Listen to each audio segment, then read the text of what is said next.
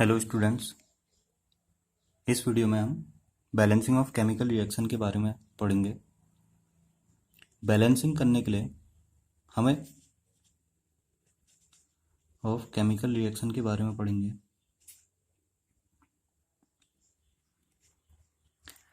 Balancing करने के लिए हमें सबसे पहले ये देखना होता है कि रिएक्टेंट और प्रोडक्ट साइड में नंबर ऑफ एटम कितना है।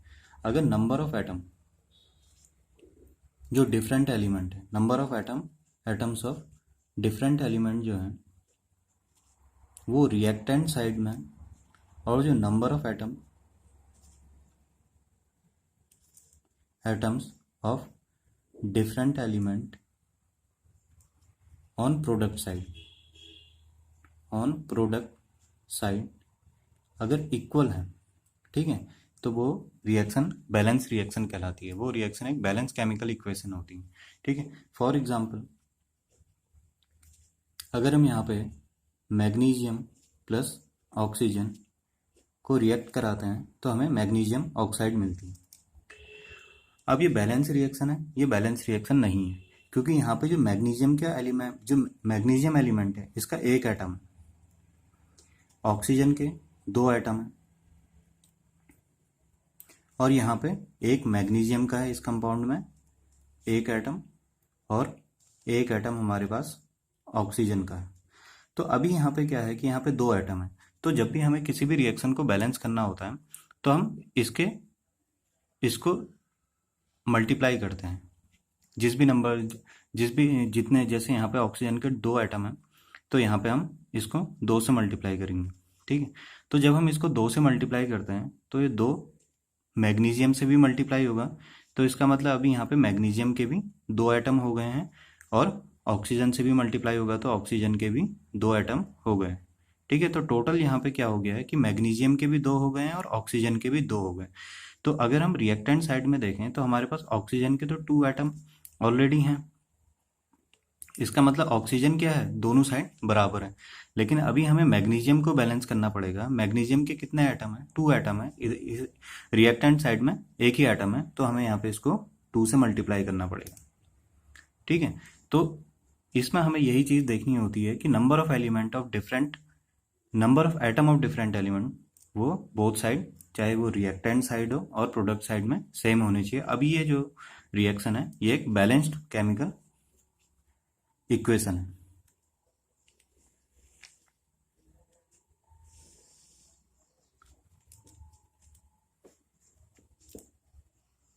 अब इसके बाद हम एक एग्जांपल और लेते हैं जो एनसीईआरटी में गिवन है, जैसे Fe plus H2O Fe3O4 plus H2। अब यहाँ पे देखिए हमारे पास जो एलिमेंट है, एलिमेंट क्या है, एक आयरन है, हाइड्रोजन है, ये वाटर हो गया, हाइड्रोजन हो गया, ऑक्सीजन हो गया। तो हमारे पास ये डिफरेंट एलिमेंट है इस रिएक्शन में गिवन। तो हमें यहाँ पे देखना है कि ये रिएक्टेंट साइड होगी और एरो के इस साइड प्रोडक्ट साइड होगी।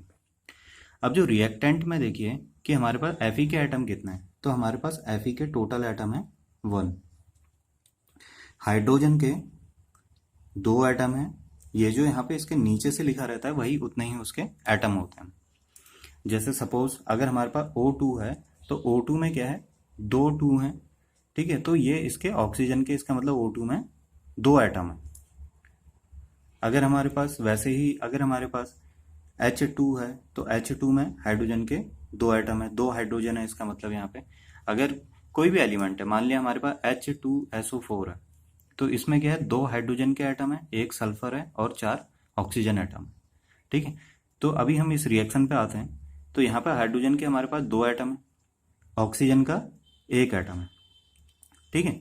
वैसे ये लिखने की जरूरत नहीं होती है, इसमें ऐसे करके लिखने की जरूरत नहीं है जब भी हम बैलेंसिंग करते हैं, लेकिन अपने एक आइडिया के लिए, जब अगर हम इसको एक बेसिक चीज समझने के लिए हम इस तरह से इसको लिखते हैं। यहाँ पे हम देखें तो Fe के कितने एटम है, Fe के यहाँ पे नीचे से कितना लिखा है 3, तो Fe के 3 एटम हो गए, ऑक्सीजन के 4 एटम हो गए, और हाइड्रोजन के हमारे पास यहाँ पे 2 एटम हो गए।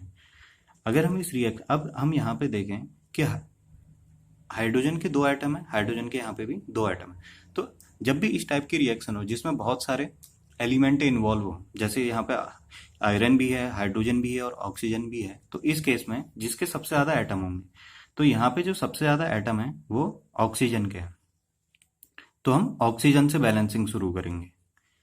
तो इसमें देखिए, जब हम ऑक्सीजन से बैलेंसिंग शुरू करेंगे तो यहाँ पे हमारे पास ऑक्सीजन के रिएक्टेंट साइड में कितने एटम है, एक एटम है। तो यहाँ पे अगर हम इसको 4 से मल्टीप्लाई कर दें तो यहाँ पे ऑक्सीजन के भी हमारे पास 4 एटम हो जाएंगे। यहाँ पे हमारे पास ऑक्सीजन के भी 4 एटम हो गए, तो हमें इसको यहाँ पे 4 से मल्टीप्लाई करना पड़ेगा रिएक्टेंट साइड में। अब देखिए, यहाँ पे जब हमने इसको 4 से मल्टीप्लाई किया तो ये इस हाइड्रोजन से भी मल्टीप्लाई होगा, जैसे यहाँ पे मैग्नीशियम में हुआ था।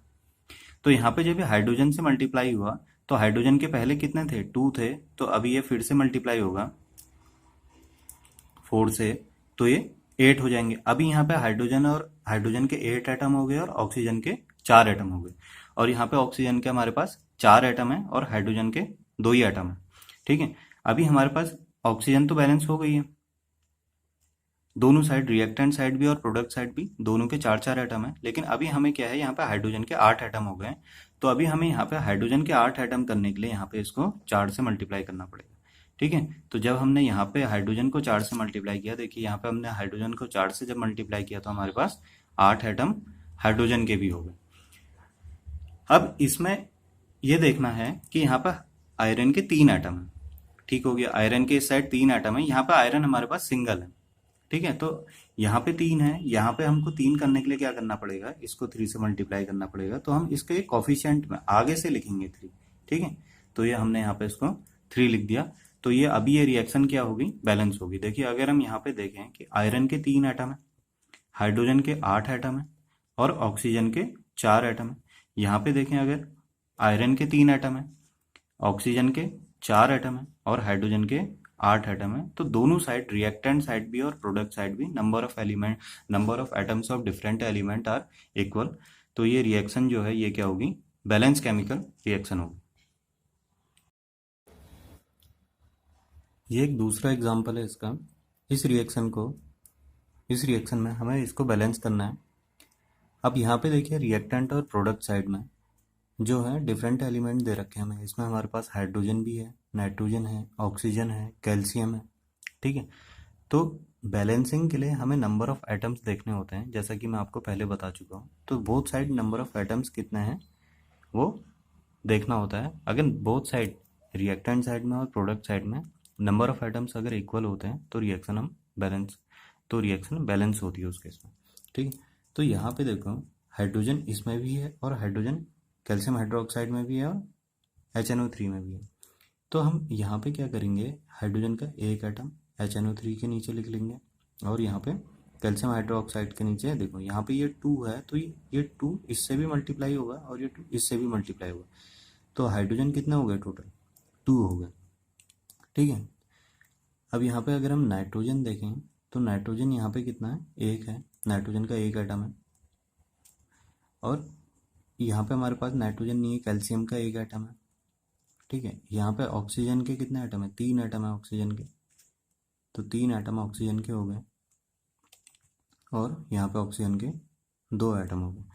तो अगर हम टोटल देखें, रिएक्टेंट साइड में हाइड्रोजन का 3 एटम है, टोटल एक एटम HNO3 से और 2 एटम यहाँ से, तो टोटल 3 एटम है। वैसे ही नाइट्रोजन का एक एटम है, कैल्शियम का भी एक एटम है, और ऑक्सीजन के 3 HNO3 में है और 2 कैल्शियम हाइड्रोक्साइड में है। ठीक, अब यहाँ पे अगर हम दूसरे उसमें देखें तो कैल्शियम का यहाँ पे कितना एटम है, एक एटम है।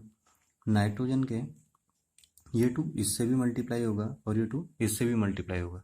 जब भी ऐसा होता है तो ये दोनों से मल्टीप्लाई होते हैं। ठीक है, तो यहाँ पे नाइट्रोजन के 2 एटम हो गए और ऑक्सीजन के 3 एटम पहले से हैं अंदर, और ये इससे मल्टीप्लाई होगा तो टोटल कितने हो जाएंगे, 3 × 2 6 एटम हो जाएंगे कैल्शियम नाइट्रेट में। अब वाटर में कितना है, हाइड्रोजन में हमारे पास 2 एटम है और ऑक्सीजन एक एटम। अब देखो, यहाँ पे हम टोटल अगर देखें तो ऑक्सीजन के 6 और एक 7 एटम है। टोटल कितने एटम है ऑक्सीजन के, 7 एटम है, और यहाँ पे ऑक्सीजन के टोटल है 5 एटम। तो जिसके सबसे ज़्यादा एटम होते हैं तो हम बैलेंसिंग उसी से स्टार्ट करते हैं, तो हम ऑक्सीजन से बैलेंसिंग स्टार्ट करेंगे। और ज़्यादातर केसेस में देखा जाता है कि जब भी हम बैलेंस करते हैं तो बैलेंस केमिकल इक्वेशन में नंबर ऑफ एटम्स जो होते हैं वो इवन नंबर होता है, ठीक है। तो यहाँ पे ऑक्सीजन के 6 हैं और यहाँ पे 1 है। अगर हम यहाँ पे और यहाँ पे ऑक्सीजन के 3 हैं और यहाँ पे ऑक्सीजन के 2 एटम हैं, ठीक है, तो यहाँ पे टोटल 5 हो गए। तो हम इससे शुरू करेंगे, इस ऑक्सीजन से शुरू करेंगे, ऑक्सीजन की बैलेंसिंग से हम शुरू करेंगे यहाँ पे। तो देखो हमें इसको क्या करना है कि टोटल एटम हमें यहाँ पे इस तरीके से यहाँ पे वो करने हैं कि दोनों side same number of atom हो जाए। अगर हम यहाँ पे ऑक्सीजन को 2 से इंटू कर दें तो अभी क्या हो जाएगा, 6 प्लस 2 एटम, तो टोटल ऑक्सीजन के कितने हो गए, 8। टोटल ऑक्सीजन के एटम कितने हो गए, 8 हो गए। अब अगर हमें यहाँ पे 5 है और हमें अब इसको 8 करना है, और देखो जब ये 2 इससे मल्टीप्लाई हुआ है, ये इसीलिए हमने अलग अलग लिखे हैं यहाँ पे ये 2 ऑक्सीजन से मल्टीप्लाई हुआ है तो ये 2 हाइड्रोजन से भी मल्टीप्लाई होगा, तो इसके टोटल कितने एटम हो गए, 4 एटम हो, ठीक है। यहाँ पे हम इसको 2 से मल्टीप्लाई कर देते हैं, तो देखो 4 एटम हाइड्रोजन के हो गए और 2 एटम ऑक्सीजन के, तो टोटल कितने हो गए, 6 पहले से थे और यहाँ पे से हमारे पास ऑक्सीजन के 2 और हो गए, तो टोटल 8 हो गए। अभी अगर हमें यहाँ पे इसको ऑक्सीजन को 8 करना है तो हमें क्या करना पड़ेगा, अगर मैं यहाँ पे इसको मल्टीप्लाई करता हूँ तो ये 7 हो जाएंगे। अगर मैं ये वाले ऑक्सीजन को HNO3 वाले ऑक्सीजन को 2 से मल्टीप्लाई करता हूँ तो टोटल हमारे पास कितने हो गए, 6 एटम हो गए। HNO भी इसमें 6 एटम हो गए और 6 प्लस 2 8, तो टोटल ऑक्सीजन के एटम कितना हो गए, 8 हो गए। तो यहाँ पे हम इसको 2 से मल्टीप्लाई कर देते। अब ये अलग अलग लिखने का कारण ये था कि अब हम यहाँ पे ये HNO3 है तो ये 2H से भी मल्टीप्लाई होगा, N से भी मल्टीप्लाई होगा, और ऑक्सीजन से तो करके हमने यहाँ पे टोटल एटम 6 से निकाल दिया। तो नाइट्रोजन से मल्टीप्लाई होगा तो 2, तो यहाँ पे अभी हाइड्रोजन के कितने हो गए, 2, नाइट्रोजन के भी 2 हो गए, और इसके ऑक्सीजन हमारी यहाँ पे बैलेंस हो चुकी है बोथ साइड 8 इलेक्ट्रॉन। अभी हम यहाँ पे देखेंगे कि हमारे पास देखो हाइड्रोजन यहाँ पे कितना है, 4 एटम है, और यहाँ पे हमारे पास हाइड्रोजन कितना है, 2 और 2 4, तो इसका मतलब हमारा हाइड्रोजन यहाँ पे बैलेंस हो चुका है ऑक्सीजन के साथ ही। अब यहाँ पे हमारे पास नाइट्रोजन के कितने आइटम हैं, 2, दूसरी साइड भी नाइट्रोजन के 2 आइटम हैं, तो नाइट्रोजन भी हमारा बैलेंस है और है नहीं इसमें नाइट्रोजन। और तीसरा हमारे पास कैल्शियम है, और यहाँ पे कैल्शियम 1 है और यहाँ पे भी कैल्शियम 1 है, तो ये क्या होगी, ये रिएक्शन भी हमारी बैलेंस होगी। तो इस रिएक्शन में जब भी इस टाइप की रिएक्शनें हो जिसमें क्या हो कि एक ही एलिमेंट, जैसे यहाँ पे ऑक्सीजन HNO3 में भी है रिएक्टेंट साइड में और कैल्शियम हाइड्रोक्साइड में भी है, तो इस केस में हम क्या करते हैं, अलग अलग लिखेंगे इसके आइटम। जैसे यहाँ पे हमने H के कितने हैं, N के कितने हैं और O के कितने अलग अलग लिखा, हाइड्रोजन के कितने कितने हैं, तो अलग अलग करके हमने उसको लिखा, ताकि क्या हो कि बाद में जब हम इसको मल्टीप्लाई करें, जो हम इसके कोफिशिएंट से जब हम इसको मल्टीप्लाई करें तो हमें ईजी हो, हमें ये देखने में ईजी रहे कि हम किससे किसको मल्टीप्लाई कर रहे हो, total atom, total number of atoms इसमें कितने आ रहे हैं, ठीक है। तो ये रिएक्शन बैलेंस हो चुकी है। Thank you.